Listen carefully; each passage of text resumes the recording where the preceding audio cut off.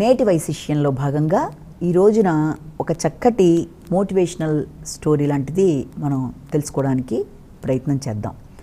అది ఏంటి అంటే, మంచి పనులు, గుడ్ డీడ్స్ అంటాం కదా, మంచి పనులు గనక చేయడం బట్టి ఎలాంటి ఫలితాలు వ్యక్తికి అనుభవించగలుగుతాడు అంటే ఏంటి, దాని యొక్క రిజల్ట్ ఏంటి మనం చూస్తూ ఉంటాం. అసలు మంచి పనులు అంటే ఎలాంటివి ఉంటాయి, అలాగే దాంతో ఎలాంటి రిజల్ట్ అనేది ఉండొచ్చు అన్న విషయాన్ని మనం ఇవాళ ఒక చిన్న కథ రూపంలో తెలుసుకుందాం.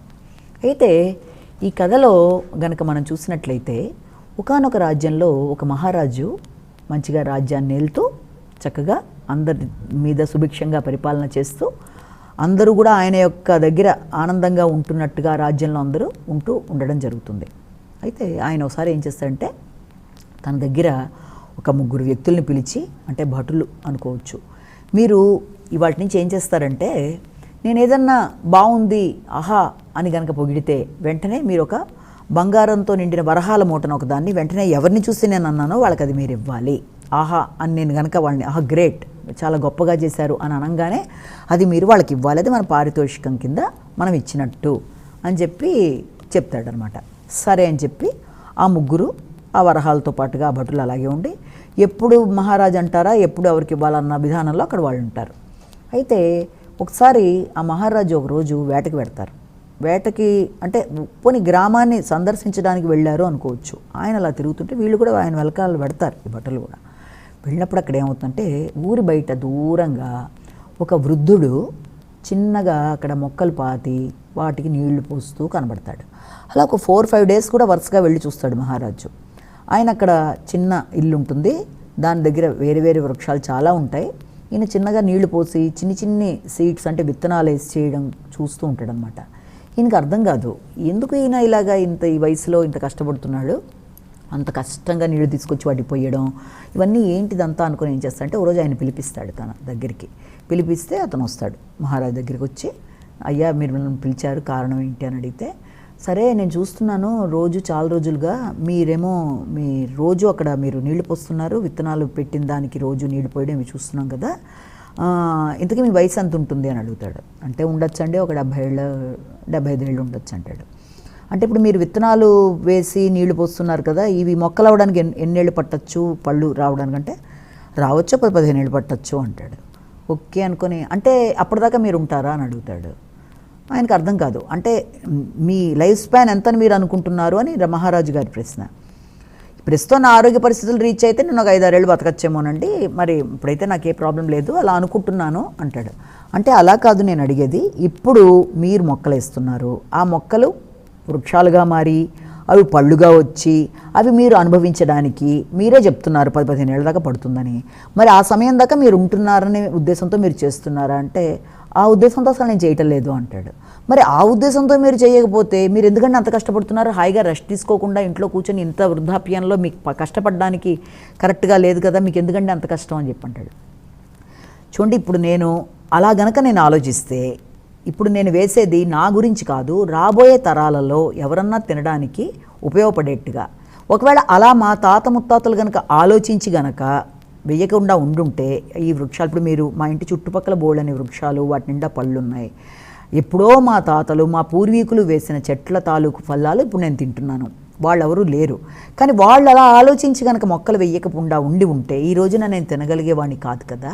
అలాగే ఇప్పుడు నేను కనుక నా కోసం ఆలోచించకుండా నేను కనుక అలా వేసినట్లయితే రేపొద్దున నాకు రాబోయే తరాల వాళ్ళకి ఉపయోగపడుతుంది కదా. అంటే అది నా తరమే కావక్కర్లేదు, రోడ్డు మీద వెళ్ళే వాళ్ళు ఎవరికైనా కూడా అది చక్కగా ఆ వృక్షం కింద వాళ్ళు సేద తీరచ్చు, అలాగే ఆ ఫ్రూట్స్ వాళ్ళు ఎంజాయ్ చేయొచ్చు, అన్ని విధాలుగా కూడా అది అనుకూలంగా ఉంటుందనే ఉద్దేశంతో నేను చేస్తున్నాను అంటాడు. అనగానే, అంటే ఇప్పుడైతే మీకేం ఫలితాలు ఉండవు కదా దాన్ని వేయడం బట్టి, అంతే కదా అంటాడు రాజు. మామూలుగా అది ఆ ఫలితాలు ఆశించి నేను చేయటం లేదండి, ఎప్పుడైనా ఎవరికైనా ఉపయోగపడాలన్నది మాత్రమే నా మనస్ఫూర్తిగా నేను కోరుకుంటున్న ఫలితం అన్నట్టుగా అంటాడు. ఇప్పటికి వెంటనే ఆహా అని ఆనందంగా అంటాడు రాజు.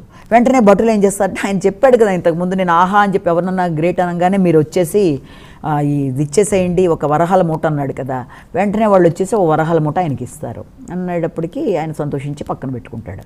పెట్టుకున్న తర్వాత, అంటే ఇది మీ యొక్క జనరేషన్కనే కాదు ఫ్యూచర్ జనరేషన్కి కూడా ఉపయోగపడే విధంగా మీరు చేస్తున్నారు కదా అని మళ్ళీ రాజు ప్రశ్నిస్తే, అవునండి, ఎప్పుడూ మన కోసమే మనం ఆలోచించకూడదు, రాబోయే వాళ్ళకి ఆ తర్వాత తరాల వాళ్ళకి కూడా ఇది మార్గదర్శకత్వం కావాలి, వాళ్ళు కూడా తర్వాత వాళ్ళకి ఇలా ఇవ్వాలి, అది అలా ఒక చైన్లా కంటిన్యూ అయితే బాగుంటుందని నా మనసులో అసలు ఆలోచన.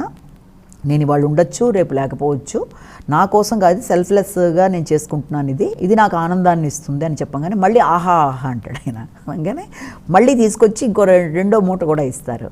ఇచ్చిన తర్వాత సరే అని చెప్పి ఆయన వెళ్ళిపోతాడనమాట. అంటే ఆ 2 మూటలు తీసుకొని ఆ వృద్ధుడు వెళ్ళిపోతూ ఉంటాడనమాట. అంటే ఇక్కడ దీంట్లో మనం చూసినట్లయితే ఈయన వేసిన ఫలానికి, అంటే ఇప్పుడు చెట్లు నాటాడు కదా, నాటిన దానికి వచ్చిన ఫలం ఎప్పుడో రాబోయేది అనుభవించగలడో లేదో తెలియదు, కానీ ఇప్పుడైతే ఆయన చేసిన దానికి, ఆ మంచి పనికి ఇప్పుడే వరహాల మూటల్లాగా ఈయన దగ్గర 1కి 2 వరహాల మూటలు కూడా ఈయనకి లభ్యమయ్యాయి. కాబట్టి ఇక్కడ మనం ఏం గమనించాలి, సెల్ఫ్లెస్గా కనుక ఏదైనా వ్యక్తి ఒక పని చేస్తే ఎలాంటి రివార్డులు ఆశించకుండా మనస్ఫూర్తిగా ఒక పని చేసినప్పుడు తప్పనిసరిగా దాని ఫలితం చాలా అద్భుతంగా ఉంటుంది, మంచి రివార్డు ఏదో రూపంలో వస్తుంది. ఇప్పుడు ఈయనకి ఎలాంటి రివార్డులా వచ్చింది, ఆయన చేసిన పనికి చక్కగా వెనక్కి ఆ రూపంలో వరహాల రూపంలో ఆయనకి లభ్యమైంది. అలాగే నిజ జీవితంలో, అంటే మనం మామూలుగా చూసే మన బయట సొసైటీలో కూడా మంచి పనులు చాలా ఉంటాయి. అంటే మనం ఏ పని మంచిది చేస్తే దాని యొక్క బెనిఫిట్ వెనక్కి ఆశించకుండా చేసే ఏ మంచి పనికైనా తప్పనిసరిగా ఇంకో వైపు నుంచి మంచి రివార్డ్ అనేది తప్పకుండా వస్తుంది. ఆ మంచి పనులు ఏమన్నా కావచ్చు, ఓ వ్యక్తికి దాహం వేస్తే మంచినీళ్ళు ఇవ్వడం, లేకపోతే ఒక అన్నం దానంలా చేయడం, లేకపోతే బీదవాళ్ళకి ఏదన్నా సహకరించడం, ఒక విద్యాదానం, విద్యార్థులకి విద్య చెప్పడం లాంటిది, లేకపోతే పేదవాళ్ళకి ఏదన్నా సహకారాన్ని అందించడం అనేది, అలాగే డిజబిలిటీ ఏదైనా అంగవైకల్యం కలిగిన వాళ్ళకి ఏదైనా సహకారాన్ని అందించడం అనేది, లేకపోతే ఏదైనా జంతువులకి ఏదైనా ఆహారాన్ని అందించడం అనేది ఒకటని కాదు, మంచి పనులు అని చూసుకుంటూ పోతే ప్రపంచంలో చాలా రకాలైన మంచి పనులు మనం చేయగలిగిన స్థాయి నుంచి చాలానే ఉంటాయి. అంటే ఈ స్థాయిలోనే చెయ్యాలి, ఇన్ని లక్షలే ఖర్చు పెట్టాలన్నవే కాదు, మంచి మాట, మంచి సహాయం, మంచి సహకారం, ఒక వ్యక్తి మీద మనం చూపించే విధానం ఏదైనా సరే అవన్నీ కౌంట్లెస్. అంటే ఏదో రూపంలో రివార్డ్ అనేది అది అప్పటికప్పుడు రాకపోవచ్చు, కానీ మనిషి ఎప్పుడు కూడా తను వ్యక్తిగతంగా చేసే ప్రతి పనిలోనూ స్వార్థం అనేది లేకుండా, దానికి రిటర్న్స్ ఎక్స్పెక్ట్ చేయకుండా, అంటే ఇప్పుడు నేను దానం చేస్తున్నాను, దీనికి ఏదో రిటర్న్ వచ్చేస్తుంది నాకు ఇంకా నెక్స్ట్ టైం లోపల నేను వాళ్ళ దానానికి ప్రతిఫలంగా దేవుడితో అలా ఆశించకుండా ఆ చేసేది మంచి మనసుతో, మంచి హృదయంతో మనం అది కౌంట్లెస్ అనమాట. అంటే ఇప్పుడు మనం అనుకున్నట్టుగా బీదవాళ్ళకి కానీ, ధనం లేని వాళ్ళకి కానీ, విద్య లేని వాళ్ళకి కానీ, అనాథలకు కానీ, పేదవాళ్ళకి కానీ, రోడ్డు మీద ఉండే జీవజాలాలు జంతుజాలాలకు కానీ, అంటే ఆఖరికి ఏ మంచి పనైనా సమ్మర్లో చూస్తూ ఉంటాం మనం, కొంత వాటర్ అనేది అక్కడ వెడ్డం బట్టి వచ్చి పక్షులు తాగి పెడుతూ ఉంటాయి అంటారు. అలాగే లేని వాళ్ళకి ఏదైనా చదువు నేర్చుకుందాం అనుకున్న వాళ్ళకి అవకాశం లేకపోతే అక్కడ కూర్చొని వాళ్ళు ఎవరికైనా టీచింగ్ చేయడం లాంటిది కానీ, లేకపోతే ఆహారం లేని వాళ్ళకి మనకు ఉన్నంతలో, ఇవన్నీ కూడా ప్రతిదీ మంచి పనే. అంటే కొంత వృద్ధాశ్రమానికి వెళ్ళో, లేకపోతే అనాథాశ్రమానికి వెళ్ళో, మీ దగ్గరుండే పండో ఫలం వాళ్ళకి ఇవ్వడానికి చేసే అవన్నీ ఏంటంటే ఇవాళ వేసిన చెట్టు యొక్క పండు రేపొద్దున మనం లేకపోయినా అక్కడ కూర్చొని తినేవాళ్ళు ఉంటారు. ఆ తర్వాత జనరేషన్లో వాళ్ళు తినే వాళ్ళందరి యొక్క బ్లెస్సింగ్స్ కౌంట్లెస్.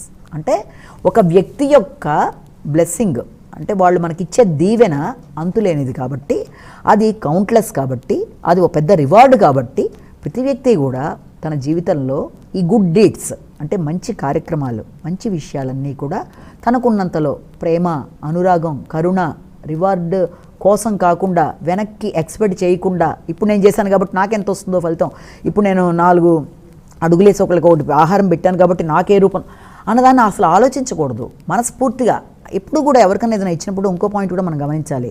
నిజంగా సెల్ఫిష్నెస్తో కాకుండా మనం నిజంగా మంచి మనసుతో ఇచ్చినప్పుడు మన ఆనందాన్ని పట్టణాలవి కాదు, ఇంకొకరికి అసలు ఎక్స్ప్లెయిన్ చేయలేం.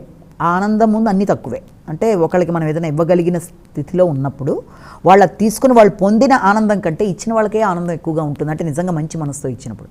కాబట్టి మంచి పనులు ఎప్పుడూ కూడా అవి తప్పనిసరిగా వెనక్కి మనకి ఏదో రూపంలో ఏదో సమయంలో మనకి అవి నిలబడతాయి. కాబట్టి అలా అని కాకుండా నిజంగా మంచి ఉద్దేశంతో చేయాలనుకున్న పనులు ఏదైనా సరే చేయడం, ఇతరులకి మన చేతనైనవన్నీ చేయడం అనేది మానవత్వంతో కూడిన మంచి మనసు.